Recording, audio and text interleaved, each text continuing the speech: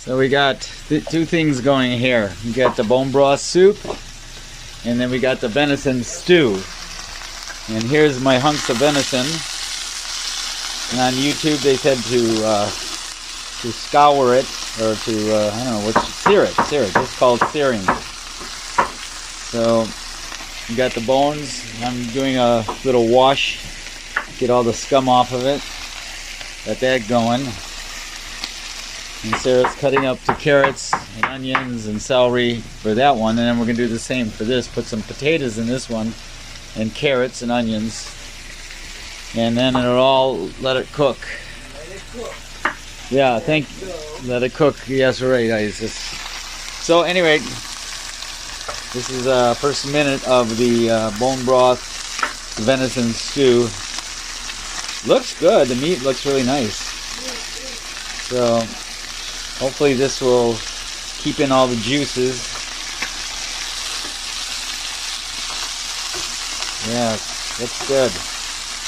All right, that's it from the Nature's Way kitchen Lipinski household. So here is Zia's art production.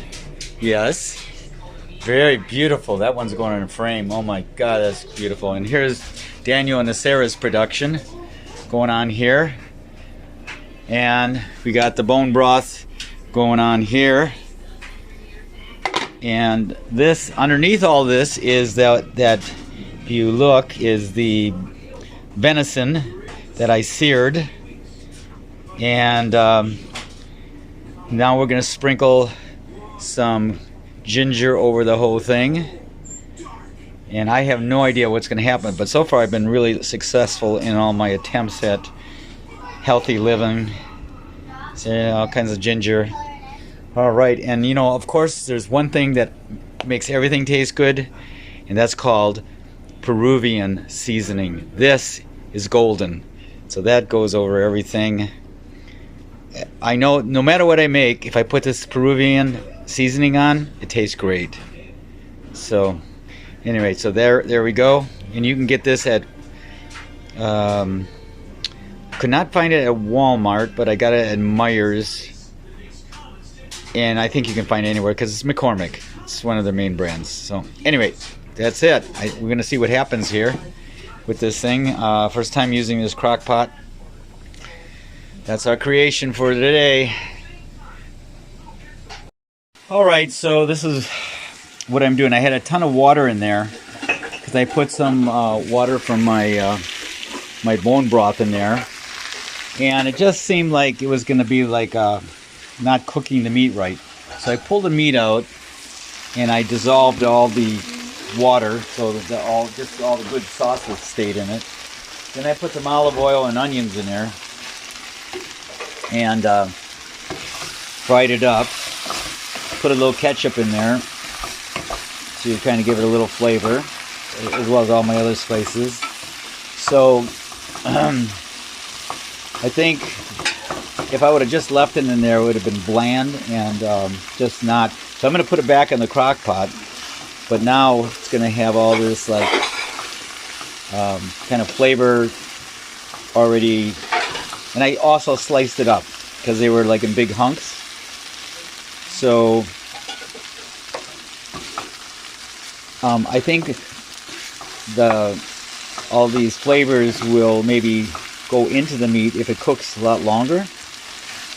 And as you can see, my potatoes and carrots, those things are cooking not as much as I'd like. I think I might get rid of that water too, and just kind of keep it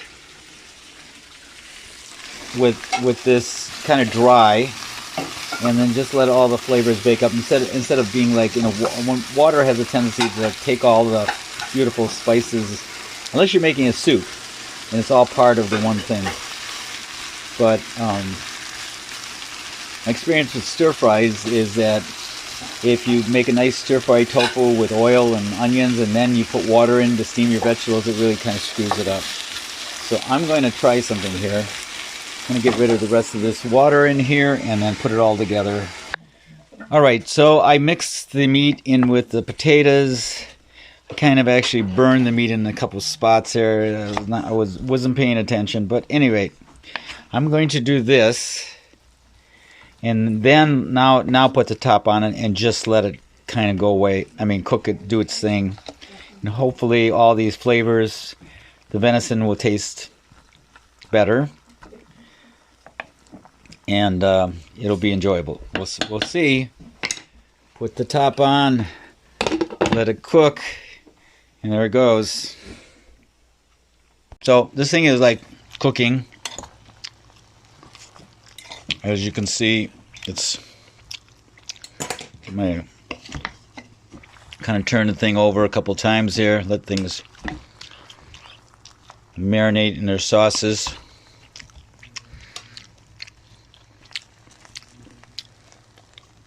So there we go.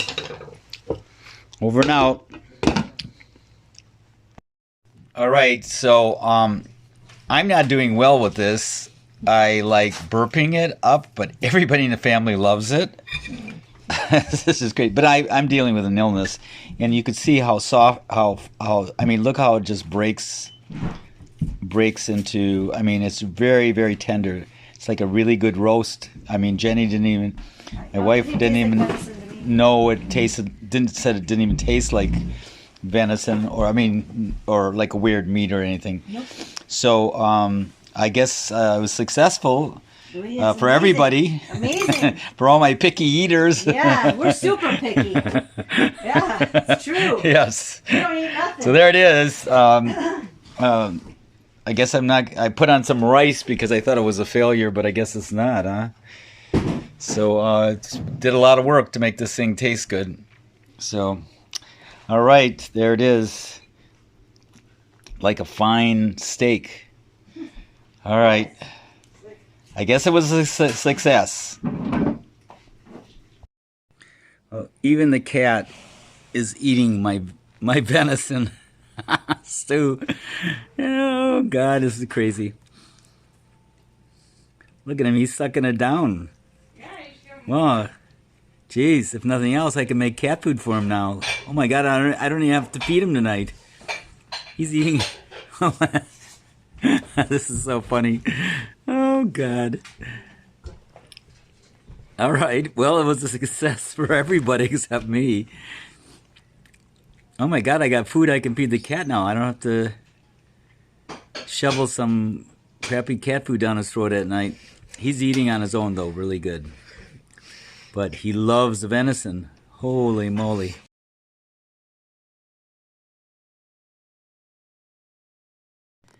And he's even eating a second helping of it. This is just too laughable. I almost took all of my pot roast, or my venison roast, and threw it over the balcony before anybody tried it.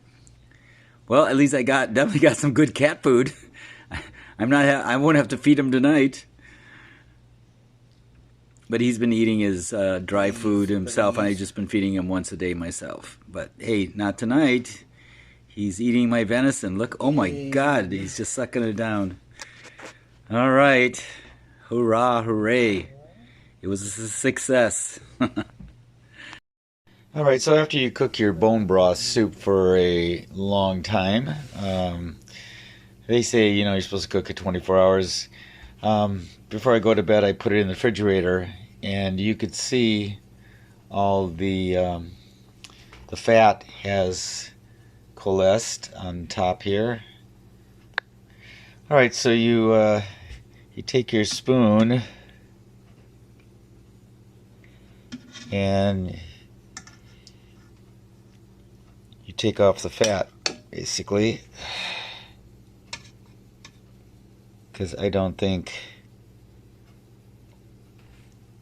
I want that in my arteries. And there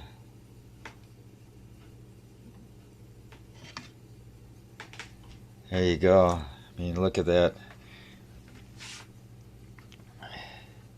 And there wasn't very much meat on the bones or even fat, but yet look at all of this. I mean, you can cook with this stuff. I mean, I wouldn't.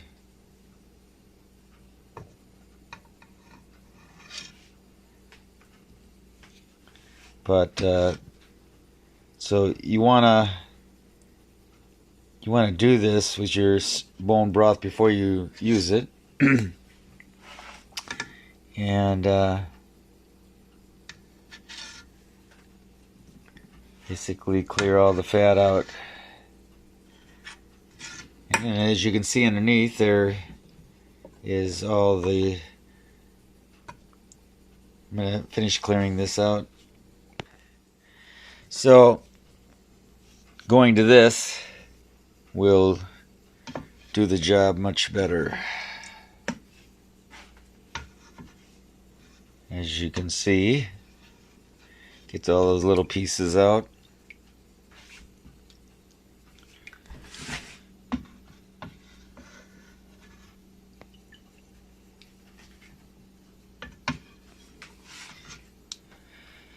And that is the way how you clear the fat out of your bone broth.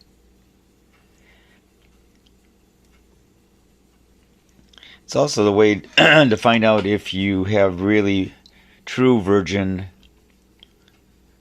olive oil is by putting your jar of olive oil in the refrigerator. And if it thickens like this, then it's really true virgin olive oil.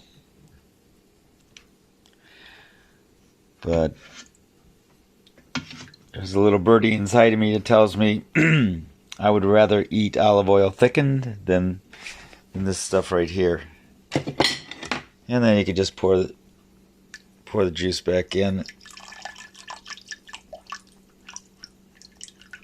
or put it in a strainer. Probably would be best. But there we go. Then you have. I'm going to let it cook again today. You know, I'm going to let it cook. Maybe put some more water in it. And then you have this bone broth. I don't drink it separately. I mix it with soups that I make. I'll have this on the wood stove, keeping it warm, and then I'll put I'll have another soup cooking, and then I'll put some of this in my bowl, just to add it to my regular soup. But you could also strain it completely and drink it. Anyway, so there it is, the bone broth.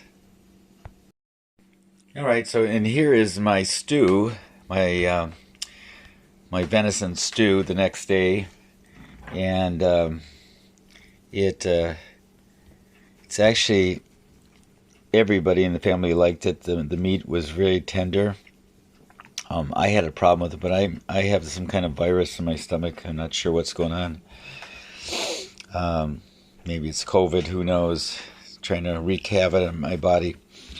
So I had a weird reaction to it.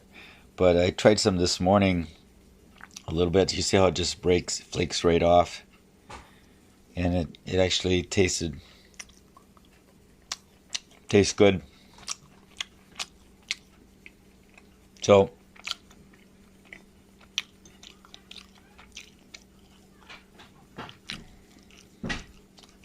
try potato. Good. So there it is. Next day's dinner. Alright, so here's how my bone broth soup looks after all the fat has been skimmed off of it.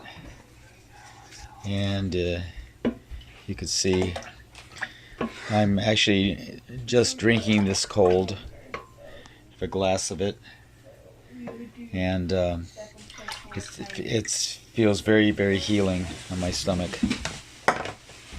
Anyway, so I hope all this helps you in your process of finding healing foods with this bone broth, and also with my venison stew. And